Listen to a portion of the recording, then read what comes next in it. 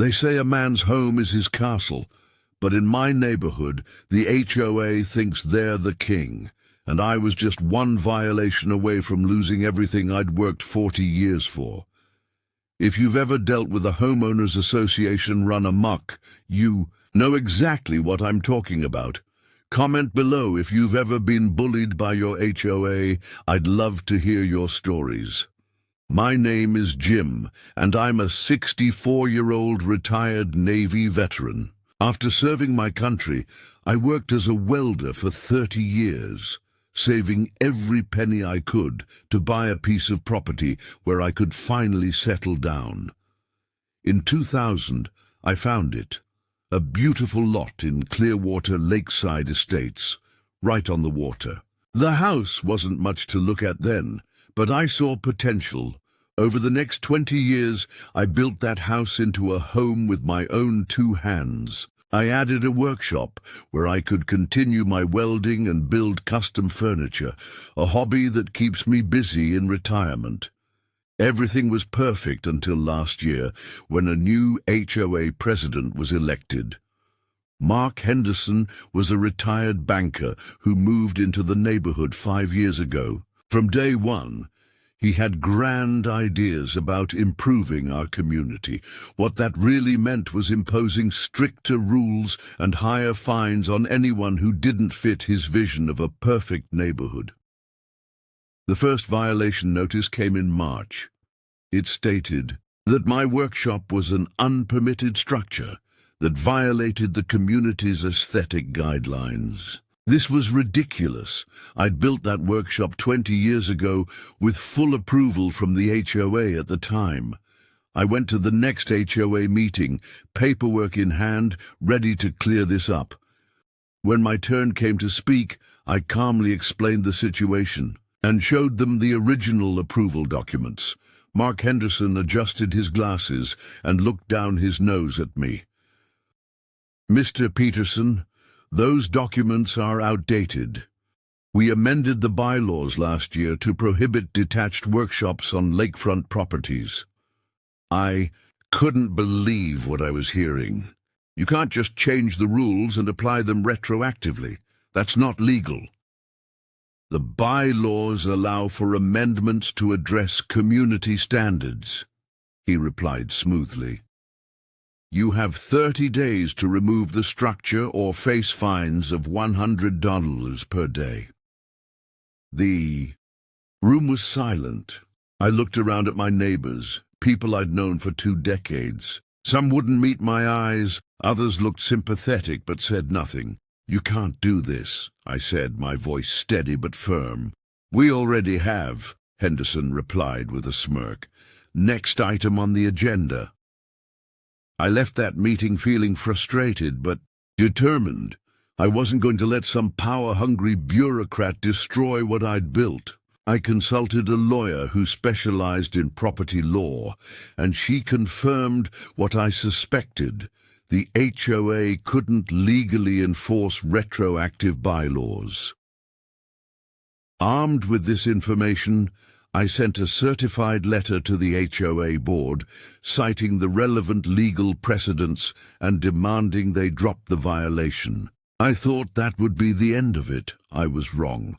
2 weeks later, I received another notice, this one stating that I owed $3,000 in fines for the continued violation of the unpermitted structure.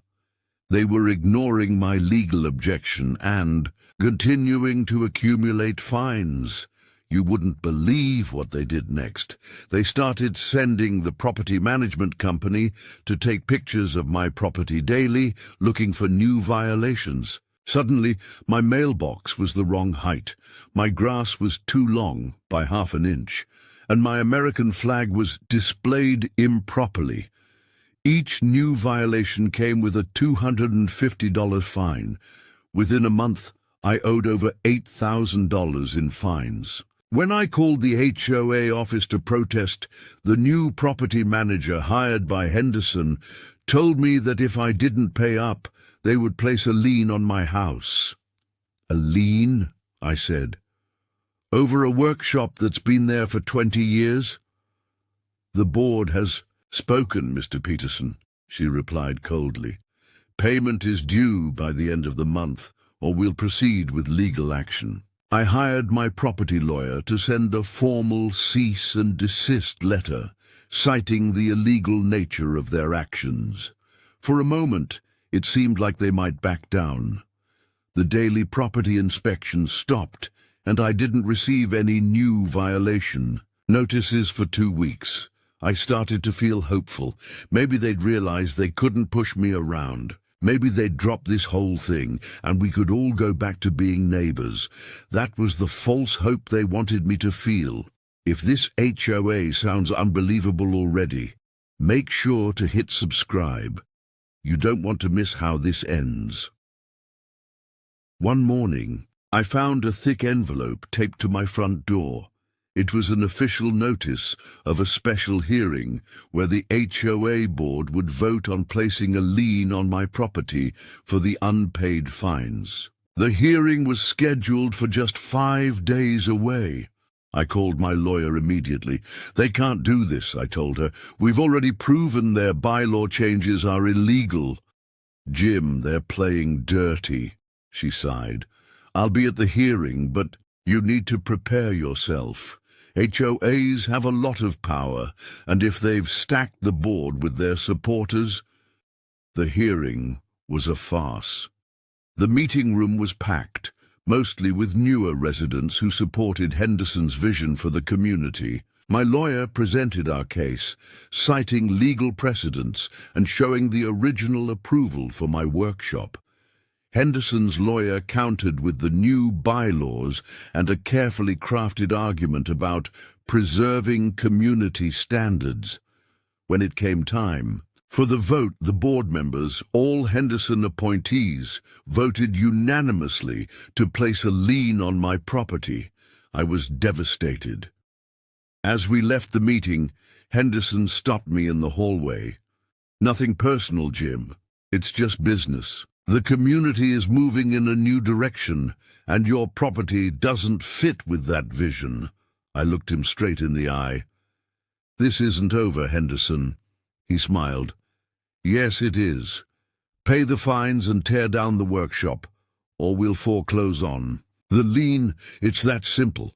Over the next month, things went from bad to worse. The lien was filed, and I started receiving letters from law firms representing the HOA. They demanded payment of over $15,000 in fines and legal fees. When I didn't pay, they initiated foreclosure proceedings. I felt like I was drowning. How could this be happening? I'd served my country, worked my whole life, played by the rules, and now I was going to lose my home over a technicality.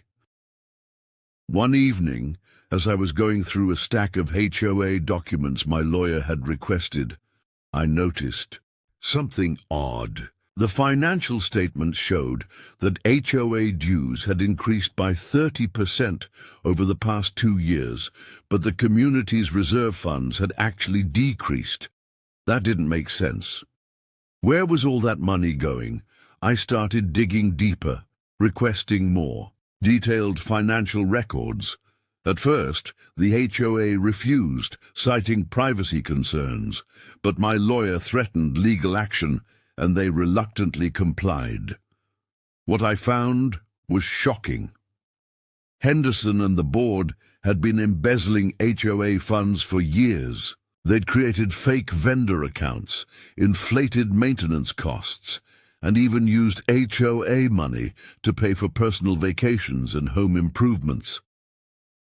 But the most damning discovery was that Henderson had used HOA funds to hire his nephew's law firm, the same firm that was handling my foreclosure, for triple the normal rate. I had them. They weren't just abusing their power, they were stealing from the entire community. With this evidence, my lawyer filed a countersuit against the HOA board, citing financial misconduct, abuse of power, and fraudulent bylaw enforcement. We requested an emergency injunction to stop the foreclosure, and demanded a full audit of the HOA's finances. The community meeting was packed. This time, my neighbors, many of whom had been silent before, were on my side. Word had gotten out about the financial irregularities, and people were angry. When it was my turn to speak, I laid out everything I'd discovered. I showed the fake vendor invoices, the inflated legal fees, and the proof that Henderson had been using HOA money for personal gain. The room was silent as I spoke. I could see the anger growing on people's faces. When I finished, Henderson stood up, red-faced and sputtering. "These are lies, distortions. Jim Peterson is just trying to avoid paying his fines." But it was too late. One of the board members, a woman who had been quiet during most of the proceedings, stood up. "I can't stay silent anymore. What Jim is saying is true. I've seen the documents. Henderson threatened me when I questioned him." The dam broke. Other residents came forward, with their own stories of intimidation and unfair treatment. Within minutes, the meeting had descended into chaos, with Henderson shouting accusations and everyone else demanding his resignation. The county sheriff, who had been called to maintain order, stepped forward. "This meeting is adjourned. The county prosecutor's office will be investigating these allegations." 2 weeks later, Henderson and the entire HOA board resigned. The county prosecutor filed criminal charges against them for embezzlement and fraud. The new interim board immediately dropped all violations against me and dissolved the lien on my property. But the justice didn't stop there. The community voted to completely overhaul the HOA bylaws, adding transparency measures and strict financial oversight. They also established a homeowners' bill of rights to prevent the kind of abuse I'd experienced. As for me, I kept my workshop exactly as it was. In fact, I added a small sign above the door, "Built with pride, defended with honor." Sometimes, on quiet evenings, I sit on my porch looking out at the lake, thinking about how close I came to losing everything. It's a sobering reminder that power can corrupt, and good people need to stand up to bullies, whether they're on the playground or running the HOA. The ironic part? Henderson's house, once the pride of the neighborhood, now sits empty, foreclosed on by the bank after he couldn't pay his legal fees.